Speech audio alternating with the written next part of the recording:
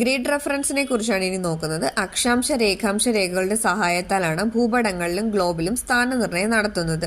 എന്നാൽ വലിയ തോതിൽ തയ്യാറാക്കപ്പെട്ട ധരാതലീയ ഭൂപടങ്ങളിലെ ചെറിയ ഭൂസവിശേഷതകളുടെ സ്ഥാനനിർണ്ണയം ഇത്തരത്തിൽ കൃത്യമായി നടത്താൻ പ്രയാസമാണ്.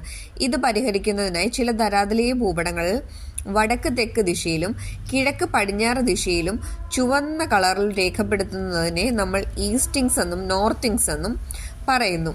വടക്ക് തെക്ക് ദിശയിൽ വരച്ചിട്ടുള്ള രേഖകളാണ് ഈസ്റ്റിങ്സ്. ഇവയുടെ മൂല്യം കിഴക്കു ദിശയിലേക്ക് പോകുന്തോറും കൂടി വരുന്നു. ഭൂപടത്തിലെ സവിശേഷതകൾ തൊട്ട് ഇടതുവശത്തായി കാണപ്പെടുന്ന ഈസ്റ്റിങ്സിന്റെ മൂല്യമാണ് സ്ഥാനനിർണ്ണയത്തിന് പരിഗണിക്കുന്നത്. അതായത് വടക്ക് തെക്ക് ദിശയിലാണ് വരയ്ക്കുന്നതെങ്കിലും ഇതിനെ കിഴക്ക് പടിഞ്ഞാറെന്ന സവിശേഷത പറയുന്ന പോലെ ഈസ്റ്റിങ്സ് എന്നാണ് പറയുന്നത്. അതായത് വടക്ക് തെക്കിന്റെ നേരെ ഓപ്പോസിറ്റ്.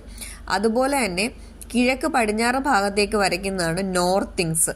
അതായത് എന്താണോ ഇതിൻ്റെ പേര് പറയുന്നത് അതിൻ്റെ നേർ ഓപ്പോസിറ്റാണ് ഇതിൻ്റെ ഡീറ്റെയിൽസ് വരുന്നത്. ഇത് കണ്ടോ, കിഴക്ക് പടിഞ്ഞാറ് ദിശയിൽ വരച്ചിട്ടുള്ള വരകളാണ് നോർത്തിങ്സ്.